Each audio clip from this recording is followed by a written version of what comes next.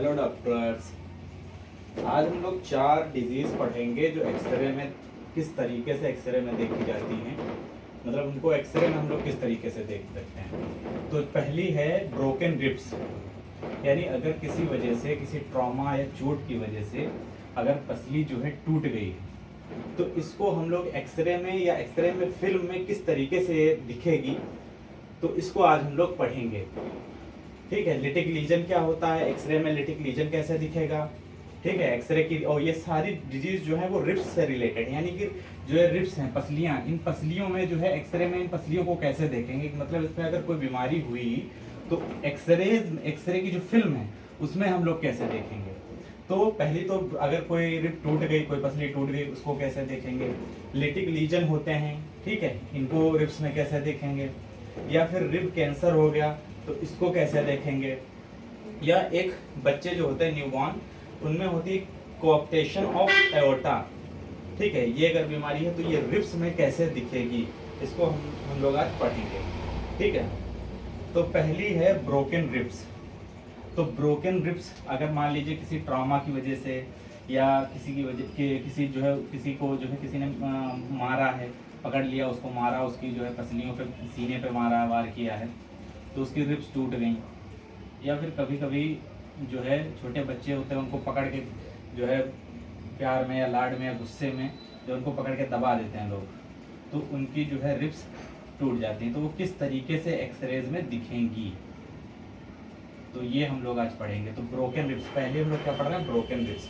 मान लीजिए ये रिब्स हैं, इन रिब्स के बीच में ये इंटरकोस्टल स्पेस में इंटरकोस्टल मसल्स लगी हुई हैं। ठीक है, अब मान लीजिए कोई रिब टूट गई, ठीक है, ट्रामा या चोट की वजह से, तो ये रिब अगर टूटी, मान लीजिए कभी कभी ऐसा होता है कि रिब में कहते हैं कि बाल आ गया, तो बाल आ गया मतलब ये रिब जो है इस तरह से दिखती है एक्सरे में, यानी जैसे ये एक्सरे है। ठीक है, तो ये इसकी शेडो, 2 वर्ड याद रखने हैं हमेशा, एक रेडियो ओपेक, ठीक है, रेडियो ओपेक, और दूसरा है रेडियो ल्यूसेंट। ठीक है, इन ल्यूसेंट, इसका मतलब याद रखना है हमेशा। रेडियो ओपेक का मतलब होता है वाइट। ठीक है, यानी वाइट एक्सरे में जो चीज वाइट दिख रही है तो उसको रेडियो ओपेक बोलेंगे, और जो चीज ब्लैक दिख रही है उसको रेडियो ल्यूसेंट, ल्यूसेंट मतलब ब्लैक, ठीक है, तो उसको ब्लैक रेडियो ल्यूसेंट बोलेंगे। ठीक है, अच्छा, ये वर्ड याद रखने हैं। तो अगर मान लीजिए किसी की रिब टूटी है, तो वो कहते हैं कि उसमें बाल आ गया, टूट गए और उसमें बाल आ गया है। तो बाल आ गया मतलब हेयर लाइन आ गई, ये देखिए हेयर लाइन, तो ये हेयर लाइन आ गई है। ठीक है, तो इस तरह से भी रिब्स टूटती हैं। ठीक है, मान लीजिए टूटी लेकिन अपनी जगह से डिसलोकेट नहीं हुई या फिर डिस्प्लेस्ड नहीं हुई। ठीक है, तो इसको क्या बोलेंगे, ये हेयर लाइन आ गई, तो इसको क्या बोलते हैं कि बाल आ गया है। ठीक, तो इस तरीके से भी दिखेगी, यानी एक्सरे की जब फिल्म हम लोग देखेंगे, फिल्म ऐसे देखेंगे तो उसमें जो जहाँ पे रिब्स दिख रही होंगी तो रिब्स में हल्का सा बाल दिखेगा, तो ये दिखता है एक्चुअली काला काला है, ब्लैक दिखेगा, क्योंकि ये रिब्स है, रिब्स जो है रेडियो ओपेक दिखेगी यानी वाइट दिखेगी। बट जो ये लाइन बाल आया होगा, वो बाल जो आया होगा, हेयर लाइन आई होगी जहाँ से टूटी होगी, तो यहाँ से ये ब्लैक दिखने लगेगा, जैसे ये एक्सरे है। ठीक है, तो एक्सरे में ये रिब है, तो ये रिब जो है रेडियो ओपेक है, बट ये जब टूटेगी तो यहाँ पे रेडियो ओपेक सा दिखेगा, मतलब सॉरी रेडियो ल्यूसेंट दिखेगा। रेडियो ल्यूसेंट मतलब ब्लैक दिखेगा। ठीक है, ब्लू से बना लेकिन ब्लैक दिखेगा।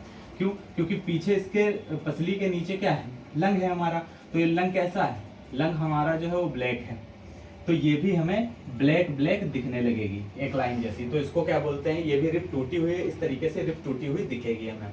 इसको बाल आ गया कहते हैं कि रिब्स में बाल आ गया, मतलब पसली में बाल आ गया है, तो हेयर लाइन जैसी आ जाती है। और ये दूसरे तरीके से भी टूटता है, कभी कभी क्या होता है कि ये जो है डिसलोकेट हो जाती है पसली। डिसलोकेट मतलब जैसे टूटी, जैसे यहाँ देखिए ये टूट करके डिसलोकेट हो जाना, मतलब ये रिब जो है थोड़ी सी नीचे आ गई पसली। ठीक, ये टूटी और टूटने के बाद ये जो है ये थोड़ी ये ऊपर रही, ये ऊपर रही, ठीक है, और ये थोड़ी सी डिसलोकेट हो गई, तो इस तरह का कुछ दिखेगा हमें यहाँ एक्सरे में, जो है इस तरह का, एक नीचे थोड़ी सी नीचे, एक थोड़ी सी ऊपर है, डिसलोकेट दिखेगी, जिस तरह से ये दिख रही है डिसलोकेट हो जाएगी।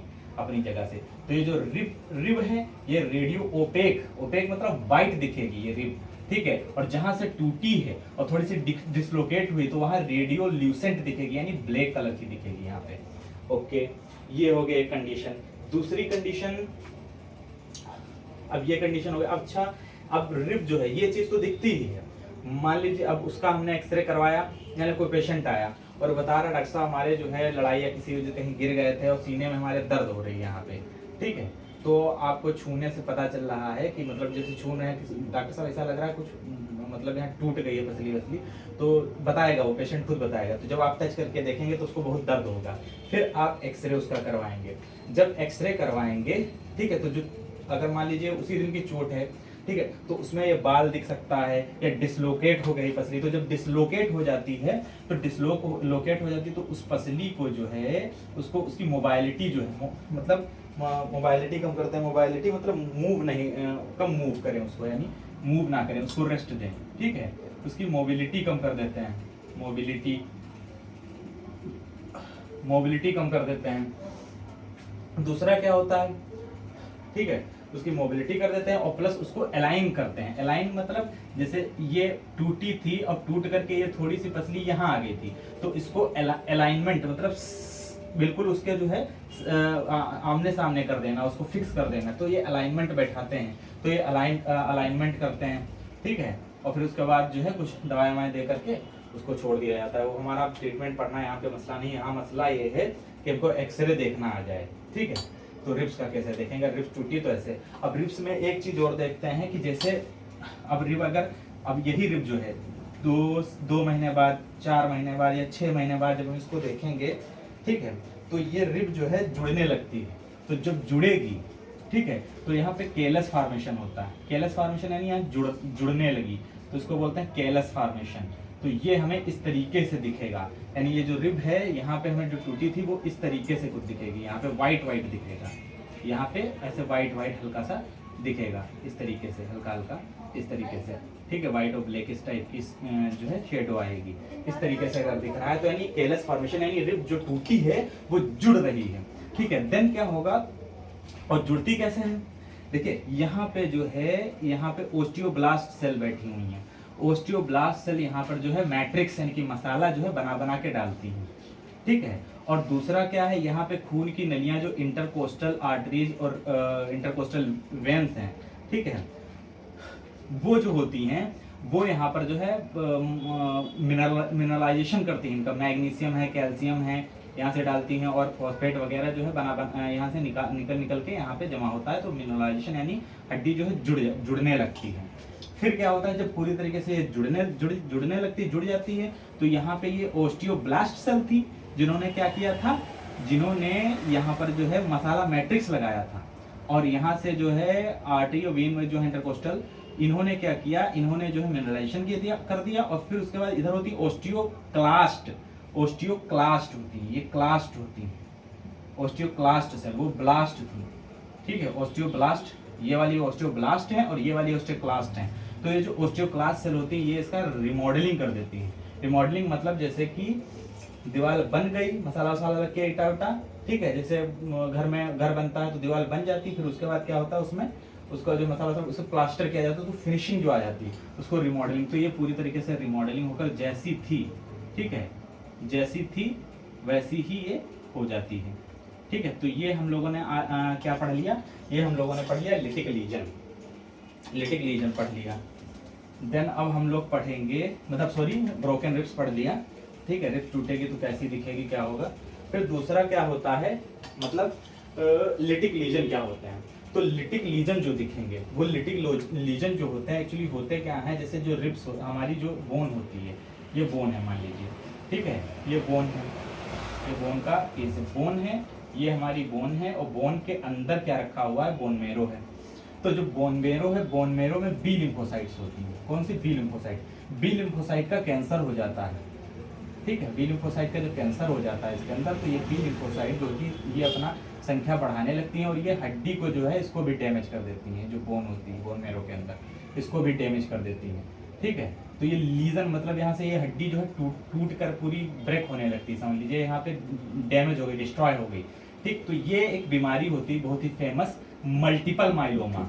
मल्टीपल माइलोमा, तो मल्टीपल माइलोमा में ऐसा होता है। मल्टीपल माइलोमा जो है पूरी, मल्टीपल मतलब यानी शरीर की पूरी स्केलेटल सिस्टम की जो है पूरी हड्डियों में ये बीमारी फैलती है धीरे धीरे।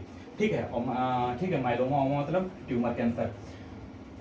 तो ये बी लिम्फोसाइट का कैंसर होता है।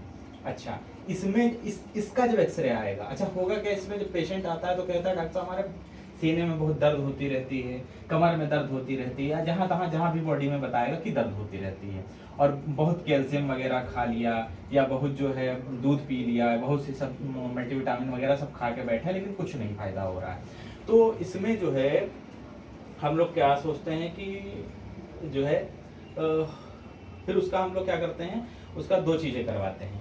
एक करवा लेते हैं कि जब जांच करवाते हैं तो उसका एक सीबीसी करवा ले, मतलब ब्लड की जांच करवा, मतलब ये हमारा एक वो होता है, समझ लीजिए कि जब भी कोई हम टेस्ट करवाएं तो उसमें ब्लड की जांच और एक यूरिन की जांच जरूर करा लें।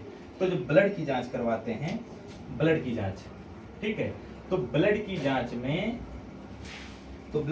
में हम लोग करवा लेते हैं ब्लड की जांच। तो ब्लड की जांच में हम लोग सीबीसी करवा लेते हैं, और एक क्या करवा लेते हैं, यूरिन की टेस्ट, यूरिन की जांच। तो यूरिन में जब हम जांच करवाएंगे तो उसमें देखेंगे हेवी प्रोटीनूरिया है, हेवी प्रोटीन यूरिया, ठीक है, हेवी प्रोटीनूरिया, यानी यूरिन में प्रोटीन बहुत ज्यादा आ रहा है। तो वो प्रोटीन कौन सा है, वो प्रोटीन जो है कौन सा है, ये मल्टीपल वाली जो सेल्स हैं यही जो है, ठीक है, ये सेल्स जो है यही बना करके जो है डाल रही है प्रोटीन, इन्हीं से प्रोटीन जो है वही यूरिन में निकल रहा है। अच्छा, ठीक है, तो अब इसमें जो है लिटिक लीजन्स दिखते कैसे हैं, ठीक है, तो उसको दर्द हो रहा है तो लिटिक, अब हम लोग एक्सरे करवा लेते हैं। तो लिटिक लीजन किस तरीके से दिखेंगे, लिटिक लीजन जो है बोन है, यानी ये जो रिब्स हैं, इसमें जो है वो ब्लैक ब्लैक ऐसे डॉट दिखेंगे, ब्लैक ब्लैक से, ठीक है, रेडियो ल्यूसेंट से ब्लैक ब्लैक से डॉट दिखेंगे, ब्लू से बना रहा हूं मैं, ठीक है, लेकिन ये ब्लैक से दिखते हैं, रेडियो ल्यूसेंट, ब्लैक ब्लैक से डॉट दिखेंगे आपको एक्सरे की फिल्म में। तो आप सोचेंगे एक्सरे की फिल्म में ये रिब्स में क्या दिख रहा है, ब्लैक ब्लैक, तो आप समझ जाएंगे कि ये लिटिक लीजन्स हो सकते हैं। और लिटिक लीजन फिर आपको इधर मान लीजिए ये इसका जो है ये ह्यूमरस बोन यहाँ पे लगी है, ह्यूमरस बोन, ठीक है, इसका मान लीजिए हैंड है तो उसमें हैंड में ये ह्यूमरस बोन है, तो ह्यूमरस बोन में भी हो सकता हो आपको लिटिक लीजन दिखे ब्लैक ब्लैक सा, क्योंकि बोन तो आपको रेडियो ओपेक दिखेगी, बट जहाँ पे लिटिक लीजन है, जहाँ पे बोन टूट रही है, ठीक है, डैमेज हो रही है, डिस्ट्रॉय हो रही है, क्यों क्यों क्यों क्योंकि उसके अंदर बी लिम्फोसाइट जो बोन मेरो के अंदर बैठी है वो लगातार डिवाइड कर करके उसमें घुसने लगी हैं बोन्स में, ठीक है, तो उसको डिस्ट्रॉय करने लगी हैं। तो ये लिटिक लीजन्स यहाँ भी देख सकते हैं आपको ब्रेन की जो खोपड़ी है इसका अगर आप करवा लें, ठीक है, स्कल का, तो इसमें भी आपको जो है दिखेंगे लिटिक लीजन। ओके, आपकी जो पीछे जो वर्टिब्रल कॉलम है, ठीक है, तो वर्टिब्रल कॉलम अगर आप जो है साइड व्यू अपना एक्सरे का जो है, ये साइड व्यू, इस तरीके से साइड व्यू अगर एक्सरे का आप लोग करवाते हैं तो इसमें आपको जो है ये जो रिब्स हैं इसमें ये जो सॉरी वर्टिब्री हैं, वर्टिब्रा, तो इसमें वर्टिब्रल कॉलम में जो वर्टिब्री हैं इनमें भी लिटिक लीजन्स आपको ब्लैक ब्लैक कलर के दिखेंगे। बाकी जो हड्डी होगी, बोन होगी, वो तो व्हाइट कलर की दिखेगी।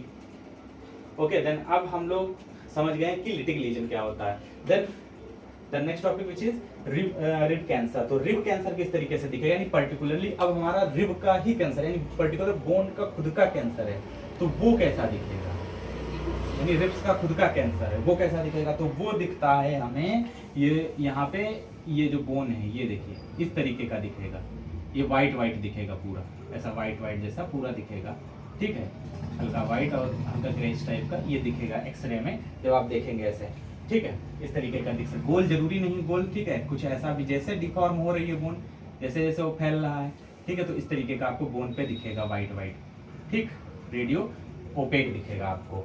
तो आप समझ जाए, आप इसको देखेंगे तो आप जो है अगर मान लीजिए अब इसको देखने का क्या है, पहले आप ये करवाएंगे कब एक्सरे, आपके पास पेशेंट आएगा, वो कहेगा डॉक्टर साहब हमारे यहाँ पे जो है या यहाँ पे कहीं पे रिब्स के पास जो है उसको दर्द हो रहा है, ठीक है, और कुछ डॉक्टर साहब ऐसा सख्त सख्त मालूम हार्ड मालूम दे रहा है और कुछ उठा उठा सा, और यहाँ पे दर्द बहुत हो रहा है डॉक्टर साहब, ठीक है, तो अगर मान लो उसको जो है ऑलरेडी उसको जो है यहाँ पे लिम्फो फाइब्रोमा वगैरह जो होता है, ठीक है, तो अगर फाइब्रोमा या फिर जो क्या होती है, जो आपकी जो फेट सेल्स होती है, फेट सेल्स का डिपोजिशन वगैरह हो जाता है, ठीक है, उसको लाइपोमा वगैरह आई थिंक, ठीक है, लाइपोमा वगैरह, तो ये जो लाइपोमा वगैरह हो जाता है अगर वो उसको ऑलरेडी है, ठीक है, तो वो तो स्किन पे आपको दिखेगा ही, उठा उठा स्किन पे आपको उठा उठा दिखेगा, तो वो भी एक्सरे में इस तरीके से आ सकता है, उससे कंफ्यूज हो सकते हैं आपकी जो है इसको जो है रिब कैंसर है, लेकिन रिब कैंसर में उसको सिम्टम्स भी तो बताएगा ना पेशेंट कि यार हमारे यहाँ पे डॉक्टर साहब दर्द हो रही है, ठीक है, पेन हो रहा है, तो वो भी तो आपको बताएगा, तो उससे आप कंफर्म कर लेंगे कि हाँ ये क्या है, ये रिब कैंसर है, तो ये रिब कैंसर हो गया तीसरी। रिब कैंसर इस तरीके का दिखेगा आपको एक्सरेज में, जरूरी नहीं है गोल हो, ठीक है, किसी तरीके जिस तरीके से उसमें फैल रहा है, बट कैसा रेडियो ओपेक ही, धुंधला धुंधला सा ऐसा सब आएगा, ठीक है, रेडियो ओपेक यानी व्हाइट व्हाइट सा उसको दिखेगा।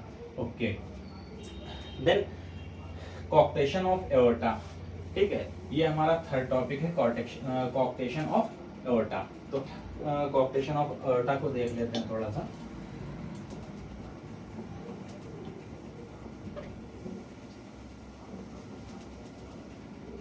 कॉक्टेशन ऑफ एओर्टा जो होता है वो होती है बच्चों की प्रॉब्लम्स होती है, ये मतलब जो न्यूबॉर्न पैदा होते हैं उन्हीं में दिक्कत होती है, और कभी कभी बचपन में ही जो है छोटे होते पैदा होते हैं तभी ये बीमारी जो डायग्नोज हो जाती है। अगर आप जैसे जो है पढ़े लिखे डॉक्टर्स होते हैं तो उसको जो है ये बचपन में ही डायग्नोज कर लेते हैं, बट अगर नहीं डायग्नोज हुई तो बच्चा थोड़ा बड़ा होता है तब डायग्नोज होगी, क्योंकि बीमारी है तो डायग्नोज तो हो नहीं, क्योंकि उसके सिम्टम आएंगे।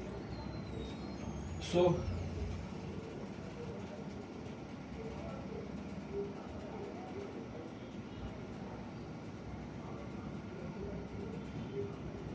कॉक्टेशन ऑफ एओर्टा में आपको क्या दिखेगा, कॉक्टेशन ऑफ एओर्टा में आपको दिखेगा, यहाँ पे देखिए, ठीक है, हाँ, दिख किस में सकता है, 4 से लेकर के फिर 8th रिब तक, यानी चौथी रिब से लेकर के, बनाया नहीं यहाँ पे मैंने, चौथी रिब आप उसको एक्सरे में देख लेंगे, जो 4th रिब होगी, 4th रिब से 8th रिब तक आपको क्या दिखेगा, आपको दिखेगी जो है रिब की नॉचिंग, रिब नॉचिंग दिखेगी, रिब नॉचिंग।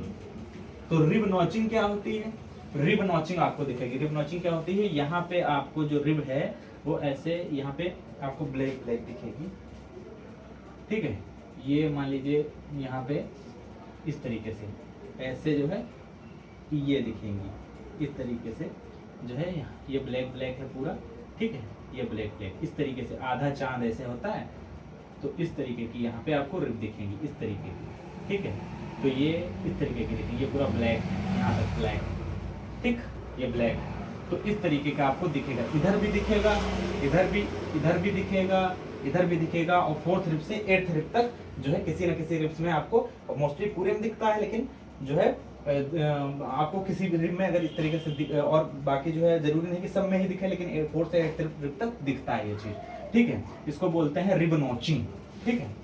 तो ये कॉक्टेशन ऑफ एओर्टा में दिखता है, और कॉक्टेशन ऑफ एओर्टा होता क्या है, तो कॉक्टेशन ऑफ एओर्टा जो है इसके लिए आगे डिटेल में और जब हार्ट की बीमारी पढ़ेंगे, ठीक है, उसमें भी इसको जो है पढ़ेंगे, तो हम लोग रिब्स देख रहे हैं, सिर्फ रिब्स में क्या क्या दिखेगा एक्सरे में, ठीक है। तो कॉक्टेशन ऑफ एओर्टा क्या होता है, मान लीजिए, अब अच्छा यहाँ एक चीज़ और बतानी थी, एक्सरे में जो ये हार्ट रखा होता है तो इसमें ऐसे ट्राइंगुलर ये बना लीजिए एक ट्राइंगल, ठीक है, यहाँ पे, तो ये जो होता है हमारा ये लेफ्ट वेंट्रिकल होता है, और ये क्या होता है, ये जो दिख रहा है ये होता है हमारा, सॉरी, ये राइट वेंट्रिकल होता है, और ये जो होता है लेफ्ट वेंट्रिकल होता है, और ये जो पोर्शन है इधर का ये वाला, ठीक है, ये पोर्शन जो होता है राइट एट्रियम होता है, ठीक है, और जो यहाँ का पोर्शन है ये वाला, ठीक है, तो ये पोर्शन जो होता है ये लेफ्ट एट्रियम होता है, ठीक है, और ये जो है लेफ्ट बॉर्डर है हार्ट का, और ये राइट बॉर्डर है हार्ट का, ठीक है। तो लेफ्ट बॉर्डर में ये जो लेफ्ट बॉर्डर है इधर ये लेफ्ट वेंट्रिकल है, लेफ्ट एट्रियम है यहाँ पर, ठीक है, और यहाँ पर जो है इधर से जो है राइट एट्रियम से जो है निकलती है क्या, पल्मोनरी आर्टरी, तो एक ब्रांच इधर जाती है पल्मोनरी आर्टरी की, तो यहाँ ये पल्मोनरी आर्टरी इधर है, ठीक है, और एक ब्रांच इधर जाती है लेफ्ट लंग में, मतलब राइट लंग में, और ये लेफ्ट लंग में गई है, तो यहाँ जो है ये पल्मोनरी आर्टरी का जो है एरिया है, ठीक है। और ये क्या है, यहाँ पर जो है एओर्टा ऐसे ऐसे ऐसे एओर्टा जो है पीछे बेंड हुई है, तो उसका ये जो होता है ये एरोटिक नकल होता है, ठीक है, KNUCL, एओर्टिक नकल इसको बोलते हैं, एओर्टिक नकल होता है, ओके। तो कॉर्टेशन ऑफ एओर्टा में क्या होता है, जब एओर्टा यहाँ से निकलती है, एओर्टा मान लीजिए यहाँ से निकली, ठीक है, यहाँ से निकलती है और फिर उसके बाद निकलने के बाद एओर्टा जो है बढ़ जाती है, पीछे ऐसे बेंड होकर के पीछे पीछे हट के चलती है। ठीक है, और उसके बाद जो है इसमें से चली जाती हैं ये इधर आ जाती हैं, इसकी ब्रांचिंग होकर के ये हो जाती हैं आपकी जो है सब क्लेवियन आर्टरीज। इधर भी सब क्लेवियन आर्टरी आएंगी, ऊपर ब्रेन को जो सप्लाई जाएगी वो कैरोटिड आर्टरी हो जाएगी, और फिर इसी में से जो है नीचे इसकी ब्रांचिंग होगी, ये क्या कहते हैं इसकी सब क्लेवियन आर्टरी, सॉरी हाँ सब क्लेवियन आर्टरी की ब्रांचिंग होती है, उसको बोलते हैं इंटरनल थोरेसिक आर्टरीज। ठीक है, internal thoracic arteries, internal thoracic arteries. अच्छा, कोटेक्शन ऑफ एओर्टा थोड़ा सा क्या होता है, ये चीज तो हो गई डिटेलिंग। फिर उसके बाद जो ये एओर्टा निकलता है, तो एओर्टा जब यहाँ निकलता है तो सब क्लेवियन आर्टरी जो होती है उसके नीचे यहाँ पर जो है हल्का सा इस तरीके से हो जाता है, यानी कि ये जो एओर्टा था, ये एओर्टा, ठीक है, ये मान लीजिए यहाँ पे देख लेते हैं, मान लीजिए कोई पाइप है तो ये पाइप ऐसी होनी चाहिए ना, ठीक है, तो एओर्टा है, ये पाइप ऐसी, लेकिन इसमें जो होता है ये ऐसी थोड़ी पिचक सी जाती है, मान लीजिए ऐसे पिचक सी जाती है, ऐसे हो जाती है, तो इसी को बोलते हैं कोऑर्टेशन ऑफ एओर्टा। तो ये कोऑर्टेशन ऑफ एओर्टा की वजह से नीचे, अब ये नीचे जा रही है एओर्टा, तो ये नीचे दोनों पैरों को सप्लाई दे रही है, नीचे के ऑर्गन्स को सप्लाई दे रही है। तो ये जो बच्चा आएगा कोऑर्टेशन ऑफ एओर्टा में, एक तो नॉचिंग दिखेगी, वो एक्सरे में हम लोगों ने देख ली। और नॉचिंग क्यों होती है? अच्छा, नॉचिंग इसलिए होती है क्योंकि अब देखिए ये ब्लड जो है, तो ठीक है, ये क्या है, ये सबक्लेवियन आर्टरी इधर गई, ये दोनों सबक्लेवियन आर्टरी इधर, फिर ब्रेकियल आर्टरीज में डिवाइड हो गए, हाथों में चली गई ऊपर के, ठीक है, कैरोटिड आर्टरी ब्रेन में चली गई, तो ब्रेन में ब्लड की सप्लाई ज्यादा जाएगी। क्यों? क्योंकि नीचे तो ये कोऑर्टेशन है, कोऑर्टेशन मतलब सिकुड़ा हुआ है, तो नीचे ब्लड कम जाएगा। तो जो ऐसा पेशेंट, ऐसा बच्चा होगा, उस बच्चे के पैर जो होंगे वो पतले पतले होंगे, और ऊपर के हाथ जो है ये सब इनकी डेवलपमेंट होगा क्योंकि ब्लड सप्लाई ज्यादा पहुंच रही है, तो ये मोटे होंगे, प्लस उसका बीपी बढ़ा होगा क्योंकि बीपी हाथ में नापते हैं। और क्या होगा, और उस पेशेंट का जो है, उस बच्चे का, ठीक है, जिसमें कोऑर्टेशन ऑफ एओर्टा है, उसमें ब्रेन में ज्यादा ब्लड जा रहा है कैरोटिड आर्टरी के थ्रू, तो यहाँ ब्रेन में जो उसके जो है उसका यानी कि उसका जो सर होगा वो दर्द करता रहेगा, सर में दर्द रहेगा। वो बच्चा बताएगा आकर, उसकी माँ जो भी बताए कि इसके सर में दर्द ही होता रहता है, और जो है बाकी इसके पैर देखिए नीचे के पतले हैं, ठीक है, और उसका जो है हाथ सब बीपी उसका बढ़ा रहेगा, ये सब उसको प्रॉब्लम होती हैं। देन तो यहाँ से देखिए ये जो सबक्लेवियन आर्टरी, मेन मुद्दा हमारा यहाँ पे है कोऑर्टेशन ऑफ एओर्टा। हमें एक्सरे में कैसे पता करेंगे? ठीक है, तो एक्सरे में पता करने के लिए, जैसे ये क्या है, इंटरनल थोरेसिक आर्टरी जा रही हैं, इन्हीं की ब्रांचिंग हो जाती है सब जो है इंटरकोस्टल आर्टरीज, ठीक है, दो कोष्ठी यानी दो रिब्स के बीच में जो है इंटरकोस्टल आर्टरीज आ जाती हैं, और ये इंटरकोस्टल आर्टरीज में जो है क्या होता है, जो है पाल्पिटेशन इसका बहुत ज्यादा होता है, यानी कि इसमें जो ब्लड ज्यादा आता है ना, तो ब्लड ज्यादा आने की वजह से इसका पाल्पिटेशन ज्यादा होता है, मतलब ये ऐसे ऐसे फैलती रहती है, ऐसे ऐसे बार बार जो है इसका जो है पाल्पिटेशन ज्यादा होता है। जब पाल्पिटेशन इसका ज्यादा होता है, ऐसे ऐसे फैलती रहती है, तो उसकी वजह से क्या होता है, उसकी वजह से ही यहाँ पर, क्योंकि यही तो प्रेजेंट है ये, ठीक है, तो ये ऐसे होती है, तो ये जो लगातार इस पे टेंशन रहती है, ये रिब्स जो है इस पे लगातार टेंशन रहती है, और जब लगातार टेंशन इस पे रहती है तो ये जो है यहाँ पर जो है एट्रोफी हो जाती है रिब्स में, ठीक है, तो ये इस तरीके से, इसीलिए इसमें नॉचिंग दिखती है। ओके, तो कोऑर्टेशन ऑफ एओर्टा हमारा खत्म हो गया पूरा टॉपिक, ठीक है। अब अगले लेक्चर में अगली बीमारियां देखेंगे, ठीक है, हो सकता हो हार्ट की पढ़े, हो सकता हो इसमें लंग्स की बीमारियां पढ़े, जो भी होगा अगला लेक्चर में आप लोग देखेंगे। बाकी मेरे जो है वीडियो को जो है ज़्यादा से ज़्यादा शेयर करिए, सब्सक्राइब करिए, और क्या कहते हैं, बस ऐसे ही आप लोग हमारे वीडियो को देखते रहिए और हम वीडियो बनाते रहेंगे। Okay, thank you.